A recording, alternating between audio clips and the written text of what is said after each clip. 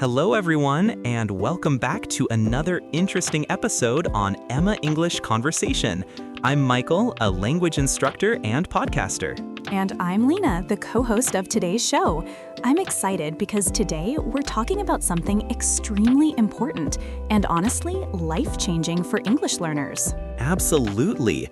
Today's topic is how to train your brain to speak English naturally and fluently. Easy tips for everyone. Yes, Michael, this topic is close to every learner's heart because, let's be honest, many learners know English. They understand English, but when it's time to speak, the brain goes blank. Exactly. Poof. Suddenly, all the words disappear, like they ran away to take a vacation. And worse, the learner starts thinking, why can't I speak? I know these words. So today, we're going to remove that frustration and tell you how to train your brain so speaking becomes natural. Think of your brain as a cute but lazy worker. Laughs, lazy is correct. It only does tasks that it thinks are important. And if it thinks English speaking is optional or scary, it simply refuses. That's why learners freeze, hesitate, or speak slowly. So our mission today is to convince the brain, hey buddy, English speaking is safe, it's fun, and it's important. When your brain feels comfortable, it opens the door to fluency. And we're not going to teach you complicated science, just simple, realistic strategies that actually work. Chapter by chapter, we'll explore things like how to remove fear from your brain, how to build speaking habits, how to practice with yourself, how to think in English, and how to make your brain love English. Trust me, by the end of Chapter 7, you'll understand exactly why you freeze and how to fix it. And hopefully, your brain will finally stop acting like a confused chicken. Poor chicken. But yes, you'll feel more confident and natural. All right, let's start training that wonderful brain of yours. In the next chapter, we'll explain why the brain doesn't speak English easily, even when you've learned it. Final message of Chapter 1. Speaking English fluently isn't only about vocabulary. It's about training your brain to feel safe, confident, and familiar with English. Stay with us as we break everything down. All right, everyone, welcome to Chapter 2. Now that we've introduced the idea of training your brain, let's talk about something many learners never understand: why the brain refuses to speak English even when you've studied it for years. Yes, because this is the part where learners always blame themselves. They say, maybe I'm not smart, or maybe English is too hard, or maybe I need 5 years more. Exactly. But the truth is very simple. Your brain is not the problem. Your training method is. Think about it like this. If you only read swimming books but never enter a pool, will you swim? No, you'll have perfect theory, but you'll drown immediately. Same with English. If you learn grammar, vocabulary, and rules, but don't train your brain to speak, then your brain has no experience. Another big reason is your brain loves your first language. It's comfortable, easy, familiar, like your favorite soft chair. English? Oh, that's the new chair your brain hasn't tested yet, so your brain hesitates. Exactly. The brain always chooses the easiest path. If it can think in your native language and translate, it will. But translation is slow. That's why you hesitate. And hesitation is just the brain saying, wait, I'm searching, loading, give me 1 moment, still loading. Laughs. Yes, like a slow computer from 1998. Another reason is fear. When you try to speak English, your brain panics. What if I make a mistake? What if people laugh? What if I sound strange? And fear blocks fluency. Even if you know the words, fear presses the mute button in your brain. So it's not your English ability that's weak, it's your brain's confidence. And finally, the brain needs repetition to believe something is important. If you don't speak often, your brain says, this skill is useless, forget it. But the good news? Every one of these problems is easy to fix. You just need the right type of training, not more books. Exactly. And that's what the next chapters are all about. In Chapter 3, we're going to teach you how to make your brain feel safe and relaxed when speaking English, the first real step toward fluency. Final message of Chapter 2. Your brain isn't blocking English because you're weak, it's blocking English because you haven't trained it the right way. Welcome back to Chapter 3, everyone. Now that we understand why the brain hesitates and how to make it feel safe, it's time for the next step, building real speaking habits. Yes, because the truth is, you can't train your brain with random, once-a-month English practice. The brain needs small, daily habits. Nothing painful, nothing stressful, just simple routines. Exactly. Think of your brain like a plant. If you water it once a month with a big bucket, it dies. But if you water it gently every day, it grows beautifully. Michael, that is surprisingly poetic. Thank you. I try. Now let's talk about simple habits that make the brain wake up and say, okay, English is part of my daily life. Let's start with habit 1, mini conversations with yourself. It sounds funny, but talking to yourself for 1 minute every day trains your brain to think and speak at the same time. It's true. You don't need a partner. You can say things like, okay, I'm making breakfast. I'm going to work. I'm tired but still alive. That last one is very relatable. But yes, when you describe your actions in English, even for a short moment, the brain starts building speaking pathways. Habit 2, English morning warm-up. Before your day starts, speak 5 simple sentences aloud. They can be anything. I feel good today. The weather is nice. My coffee is strong enough to wake a tiger. That would definitely wake me up. Here's habit 3, set English triggers. Triggers are reminders. For example, every time you open your phone, think 1 sentence in English. When you see a mirror, say a short English phrase. When you drink tea, speak 1 English word about how you feel. The idea is to connect English to daily situations. This makes the brain accept English as something normal. Habit 4, replace 1 small thing with English, like listening to a 3-minute English video instead of music, or reading 1 English sentence before sleeping. These tiny things matter. The brain doesn't like big changes, but it loves small, gentle ones. Final message of Chapter 3. Your brain becomes good at what you repeat. Small, daily habits, not big struggles, create fluency. All right, welcome back to Chapter 4.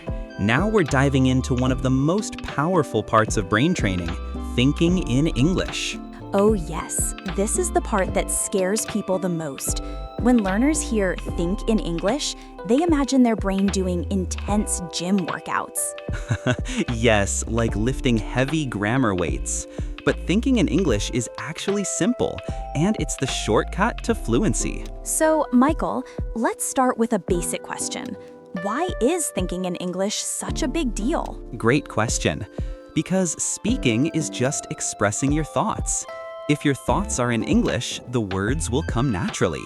But if your thoughts are in your native language, your brain must translate, and translation slows everything down. Like when you want to say, I want to drink coffee, but your brain goes, native language, English, pauses, regret, embarrassment. Exactly. Translation creates awkward delays. Thinking in English removes that delay and makes speaking smooth. So how do we start? People imagine they must think like a philosopher. What is the meaning of life in English? No, start with small, easy thoughts. For example, I'm hungry. I'm tired. This tea is hot. I need my phone. Where are my keys? These tiny sentences train the brain gently. And the beauty is, no one can hear your thoughts. No mistakes, no fear. Exactly. Thinking is the safest practice in the world. Now let's talk about how to build this habit. Tip 1. Narrate your actions. Say in your mind, I am opening the door. I'm washing dishes. I am walking to the bus. I do this sometimes and feel like I'm narrating my own documentary. And that's perfect. Tip 2. Take 5-minute English thinking breaks. Not 1 hour, just 5 minutes. Tip 3. Ask yourself simple questions in English. What am I doing? What do I want? What should I cook? These questions force your brain to answer in English. Exactly. And the more you do this, the faster your brain adapts. Final message of Chapter 4. Thinking in English is the fastest way to speak naturally. Start small, think often, and let your brain slowly switch languages. Welcome back, everyone. In this chapter, we're talking about something extremely powerful: habits. Good habits can train your brain automatically without stress, without overthinking, and without forcing anything. Yes, habits are amazing because once something becomes a habit, your brain doesn't argue anymore. It doesn't ask, should I do this? It just does it naturally, like brushing your teeth. Exactly. Nobody wakes up and debates, should I brush today? You do it because your brain expects it. And we want English speaking to be the same way, something your brain expects and does naturally. But many learners don't actually speak every day. They read, they watch, they listen, but they don't talk. And that's why the brain thinks speaking is rare. Let's panic. So today, we're giving you simple daily habits that will convince your brain that speaking English is a normal part of life. Habit 1. Speak 2 to 3 minutes every morning. Yes, start small. Don't aim for 30 minutes on day 1. That scares the brain. Just say, what is my plan today? How do I feel this morning? Here's what I'll do today. This short habit tells your brain we speak English daily, no fear. Habit 2. Use English in micro moments.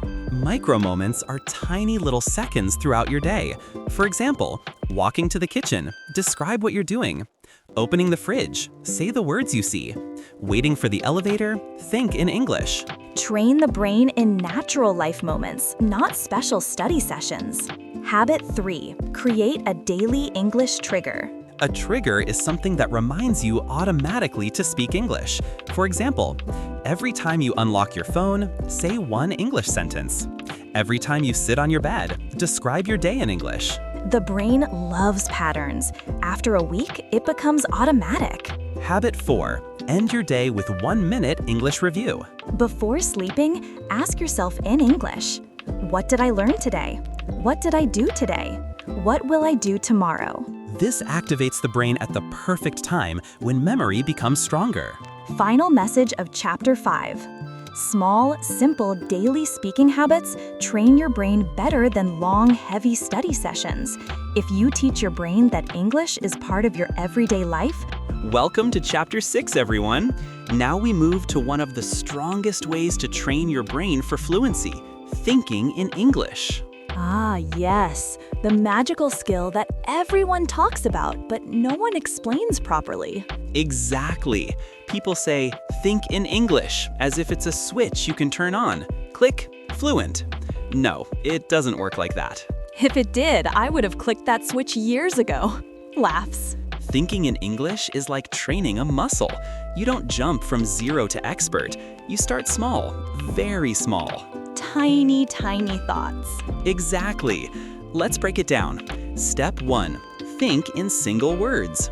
For example, when you wake up, water, phone, breakfast, tired. You don't need full sentences yet. So like a caveman version of English. Yes, caveman English is the beginning of fluent English. Your brain gets used to choosing English words instead of your native language. What's next? Step 2. Think in small, simple sentences. Like, I'm hungry. I need coffee. It's cold today. These short sentences are the foundation of thinking fast. And they match real life. I say those things every day. Exactly. Keep your sentences short and natural. Then comes the fun part. Step 3. Narrate your actions. Not out loud, unless you want your family to panic. Just think silently. I'm walking to the door. I'm washing dishes. I'm looking for my keys again. Again, every day, same problem. Narrating helps your brain connect English to real actions. Now for the advanced level. Step 4. Practice micro conversations in your head. Imagine simple conversations. What's your plan today? I'm going to the store. Nice, have fun. This one really works. I used to imagine dialogues before meeting someone. Yes, it prepares your brain. It removes hesitation. And the most important rule, don't worry about mistakes. Ah, yes. thinking doesn't need grammar checking. Exactly. No one hears your thoughts, thank goodness, so mistakes don't matter. Your brain gets comfortable with English without judgment. And the more I think in English, the faster I speak in real life. Bingo! Because your brain is already warmed up. Final message of Chapter 6. Thinking in English trains your brain to switch languages naturally and fast. Start with words, move to sentences, narrate your actions, and imagine small conversations. With time, thinking becomes automatic. And here we are, Chapter 7, the final part of this series. Today, we're bringing all the pieces together. Everything we've talked about so far connects to one big idea. Training your brain is not a one-day event, it's a lifestyle. Yes, a lifestyle. I love that word. It makes English feel less like homework and more like a habit, a daily companion. Exactly. Your brain learns faster when English becomes part of your world, not a subject you force yourself to study. So let's talk about what a fluency lifestyle looks like. The first part is consistency. Even 10 minutes a day is better than 2 hours once a week. Right. The brain loves short, repeated contact. Think of English like watering a plant. If you give it a huge bucket of water once, it'll drown, but a little bit every day makes it grow. The second part is exposure. Your brain needs English around it. Podcasts, YouTube, short stories, or even listening while cooking. Yes, surrounding yourself with English tells the brain this language is important, and the brain starts paying attention naturally, without stress. The third part is using English, even small sentences, even messy grammar. Please, yes. People wait to speak until they're perfect, but that's like waiting to swim until you're already a champion swimmer. Speaking creates fluency. It doesn't require fluency. The fourth part is thinking in English, even if only in simple ideas, like I am hungry, I need tea, where is my phone? And the fifth part, my favorite, removing fear. Fear is the biggest reason people freeze. Fear sends a signal to the brain that English is dangerous. And the brain protects you by blocking your words. So the less fear, the more fluency. Exactly. Make English playful. Make mistakes proudly. Laugh at yourself. Your brain will open the door and let the words come out. Now, let's give our listeners one final powerful habit. Here it is. Use English for one simple activity every day. For example, describe your morning. Narrate what you're doing. Talk to yourself before sleeping. Explain your day to an imaginary friend. Comment on something around you in English. This single habit alone can transform your speaking confidence. Final message of the entire series. Training your brain to speak English is simple. Make English a friendly part of your day. Think in it, speak in it, play with it, listen to it. Remove fear, enjoy the process, and practice consistently. Your brain is ready, it just needs your gentle push. Thank you for learning with us on Emma English Conversation. Keep going, keep growing,